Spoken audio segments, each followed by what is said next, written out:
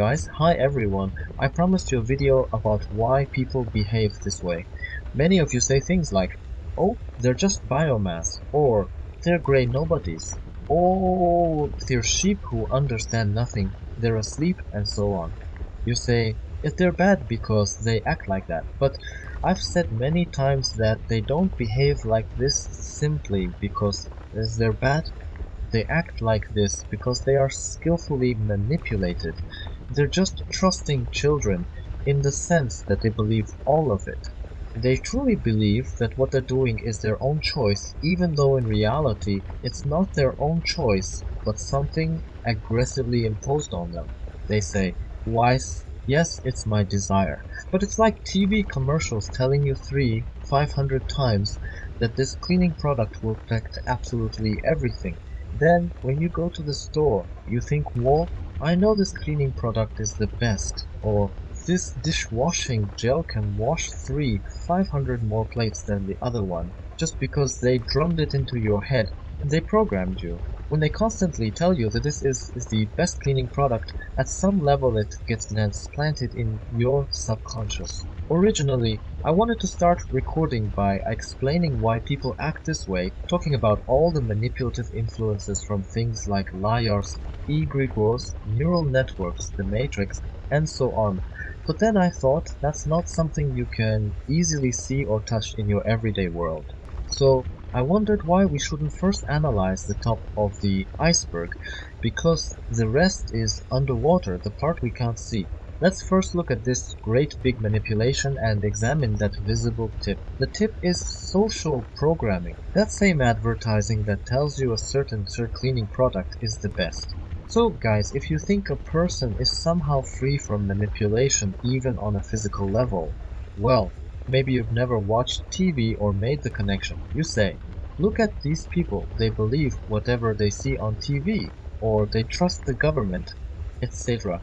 Let's shift our viewpoint a bit and see what's really happening. You yourself talk about how kids in school or kindergarten become little cogs in the machine, where they're told they must do this or that. But let's not focus on school or kindergarten. Let's look at the average person around you everywhere in this average society. Because if we just say school, kindergarten, university, yes, those institutions program you to become a little cog. But I'll add that the family, the child's family, is actually the main institution that turns him into a slave. That doesn't mean a child wouldn't be a slave without a family. He might end up in an even tougher environment that would make him an even bigger slave. But blaming it all on daycares and schools is not entirely correct, and I'll explain why. The first kind of programming, social programming, really does start at an early age. That kid who's now grown up into an adult man or woman, sitting there watching TV and believing it, began as a small, naive child who believed in the world, believed that mom, dad, uncles, aunts around him were all smart, awesome adults, and that he had to be like them. And here's the question: when a child is born and comes into the family starts teaching him. That's what every parent does, right? They raise the child. And how do they raise him? According to what they think is necessary. But how does your average parent, your average mom, do it? A fully awake mom might not entrust her child's upbringing to the outside world, but the typical mom runs to grandma, uncles, aunts, anyone to figure out how to raise that little baby. She listens to them and then does as they say. Also, remember that even this mom might be mired in the very same social stereotypes. And what are those stereotypes? Advertising. Advertising what you must be, who you must be, how you must feel. Children aren't immune from advertising either. They see a burger commercial and believe it's super cool. They say, Mom, I want to go to that place with the AM. They say sell something mega delicious. Because they're so trusting. They watch TV and assume it's the truth. This gum is the tastiest. This burger is the best, etc. That's what I'm talking about. Social programming is everywhere. Absolutely everywhere. You don't realize it. I used to mention Pavlov's dog and how we've been trained to react to certain things in certain ways, but you don't notice. You know about the Overton window, you know they lie on TV, you know all that, but you don't think about how it all fits together. It's not just TV, it's everything around you. The system of deception around you is enormous. From when you were little, barely able to crawl, already they told you how you must be, what you must want, who you must become. Think even about the concept of intention, which people later try to master. As children, they had no sense of impossible. A child doesn't know that something might be impossible. For him, the world is huge and wonderful, full of possibilities, where he can do whatever he wants. He can become anyone, maybe a blogger he sees on TV, or a writer, or a firefighter who rushes out to put out fires. He sees a massive spectrum of possibilities. Then along come mom and dad and say, you know, sweetie, you can't just be whoever you want. Come back down to earth. You think the world is so simple that gold just drops from the sky. No, the world is messed up. You can't fulfill yourself here unless you work like crazy. Or another parent might say, who do you think you are? You weren't born with a silver spoon, so you'll never be rich. Face reality, honey. Dad's a loader, mom's a shop clerk. You'll never be anything else. Once you finish ninth or 10th grade, you'll go to a technical school, get some diploma, and go work as a loader with your dad. That's how children's dreams get crushed. From the moment you're born, the system starts training you literally from every angle. Your parents, daycare, school, Aunt Masha next door, grandma, grandpa, the entire society around you. And these people themselves, many of them have already been trained. They're like little dogs walking around on two legs exactly the way someone taught them to. They've been trained to think how someone else wants them to think, to act how someone else wants to act, and to guide others in the same mental direction. They've been forced into a cage inside their own heads. They're caught in rigid frameworks. They're stuck there. Slaves, basically. The best slave is the one who believes he's free. They say, what do you mean you're a slave? Look, you've got everything. It's an illusion of freedom. The person is actually sitting in a cage feeling comfortable. You might think that, oh, you'll own nothing and be happy. Theory is far-fetched, but it's already here. People are in that cage thinking they're free and happy, not realizing something is off in their thinking. In an average society, you have the typical sleeping person living in a mental cage. A child is born with no stereotypical thinking, a child who sees the whole world at his feet. So what does that typical caged adult do? He starts creating the same behaviors, values, the same mental cage in that child's head. It doesn't matter if it's mom, dad, or Aunt Masha. They're all going to build that cage around him. It's not just some teacher at school or someone at daycare. Parents are always at the forefront. That's why, in psychology, when someone goes to a therapist for help with problems, maybe aggression or depression, or a generally miserable life, the therapist begins to dig into childhood traumas. And it's always childhood traumas. Yes, there are adult traumas too, but if you trace them back, you usually land in the person's childhood where mom, grandma, grandpa, Aunt Masha broke that child's consciousness.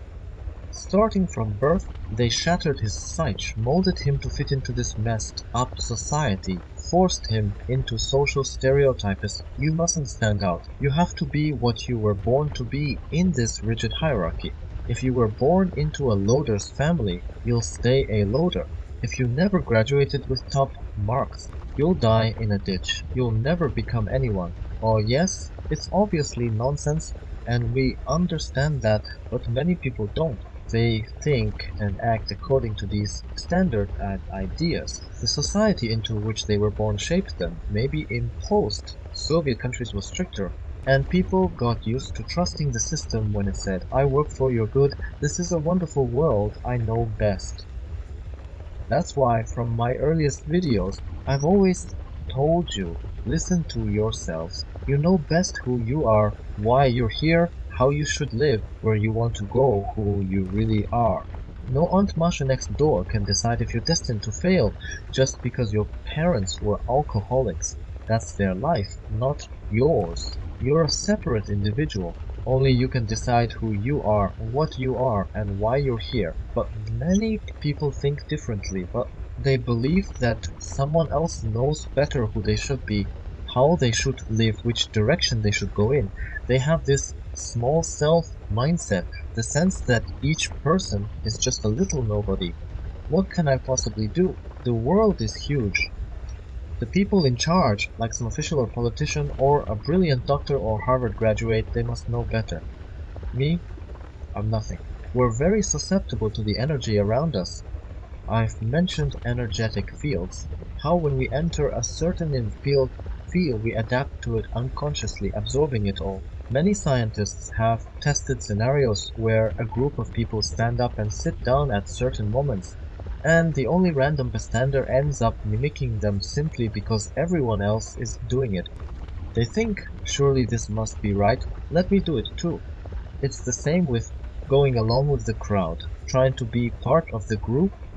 People fear isolation. They fear being that white crow that gets tossed aside. That fear of being rejected is strong, so they try to fit in, to be like everyone else. Think back to your own teenage years. Maybe you saw some group of cool people and tried to be like them, right? It might have happened. Then you may have realized it was all pointless. But that's how programming works. It's everywhere. Even small things matter. From an early age, you're told there are big, smart authorities out there, and you're a dummy who understands nothing. So you should just keep quiet and accept their opinions, because you yourself don't know anything. That's another set of mental limits. People are scared, too afraid to stick their heads out. The so-called sleeping person is holed up in his comfort zone. Over time, the mental cage someone else built around him has become comfortable. It's his safe shell, like a snail that doesn't want to come out. Breaking that shell is terrifying because that cage is his entire world. He doesn't know anything outside of it.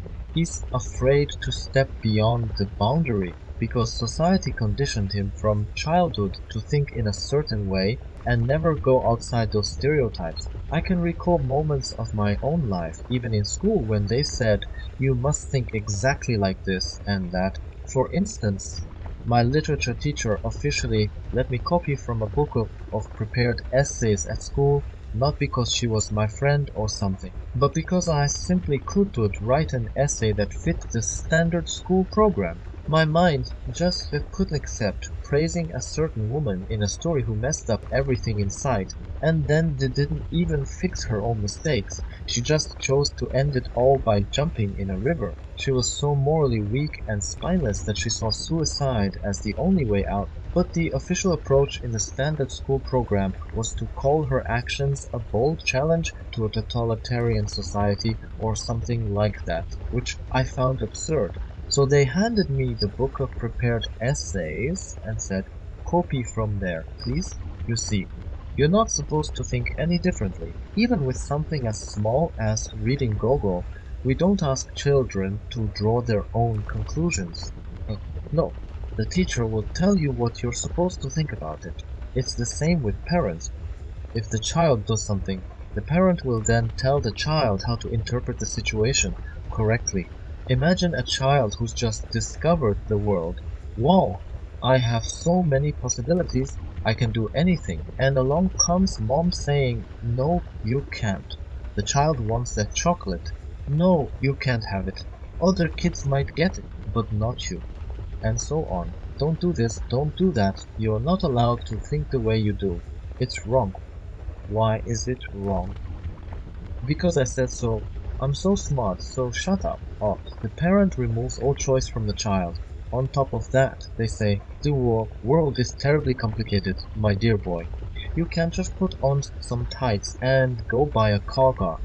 They explain how the world doesn't just hand you anything on a silver platter, that money can't just magically appear, that you can't simply live the way you want. For instance, a father might believe wholeheartedly that he's doing the right thing by telling his kid, money is earned only through hard physical work, you have to slave away.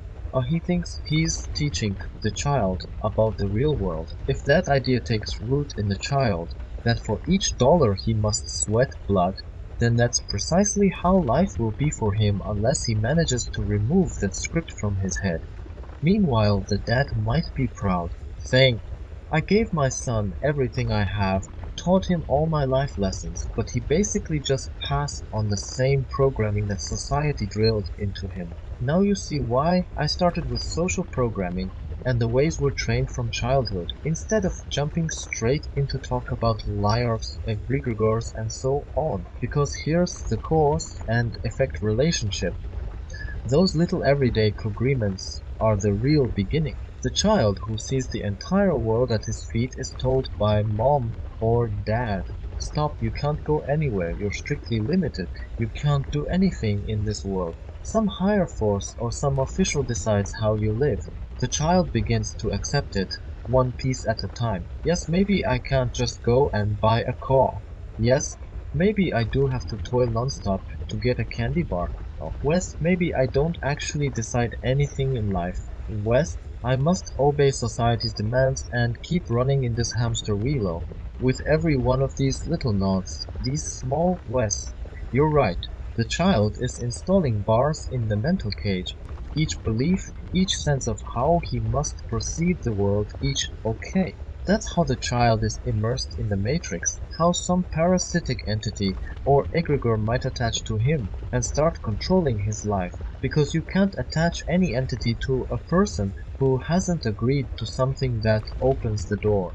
The slave who's sitting in the cage of his own mind truly believes that cage is paradise. As one rapper said, if this is paradise, I'm burning alive in it. That probably applies to 9% of the population. So, if you think all this is trivial and say, well, that's nonsense. For example, Wes, you have to work like a dog to earn money. That's just reality, yes? Some president or government can dictate how I live. If you truly believe that, congratulations, you've just seen your own bars. That's your cage. You're sitting in it right now. And if you do think that way, that's exactly why you can't do certain things. It's why you can't earn money in 100 different ways, or move somewhere else, or reach for certain life goals. The cage is stopping you, preventing you from even lying down in the direction of your dream, from recognizing you want a different life. It stops you from imagining that your life can be completely different, that you can turn everything upside down, that there are no limits at all, only those you impose on yourself. The world today is the same as the day you were born, wide open, full of possibilities. But your hands are bound, and the only person who bound you is you. 90%. More than that, actually. Once you realize that, everything can change completely in your life. The cage is what you must break. That mental cage where your consciousness is locked, you were so carefully, so thoroughly guided step by step into that cage. Whenever you asked, what is this? They said, it's your little house. It's good for you. Don't question it. And now you don't even realize you're in it. You think it's a lovely, cozy little home. So that's how things stand, guys. I hope that, well, maybe it's obvious or that you've known all this for a while. But anyway, this is the tip of the iceberg. It's about you agreeing to certain ideas, thereby creating all these mental boxes and boundaries. Beneath that, there is a magical underwater realm, a huge amount of layers, and that hidden realm feeds very well on this visible tip of the iceberg. But we'll discuss that deeper underwater world in another video. So that's all for today. Thanks for watching. Please like, subscribe, and share my channel. Become a member of my Telegram channel and discuss with like-minded people as a supporting club member.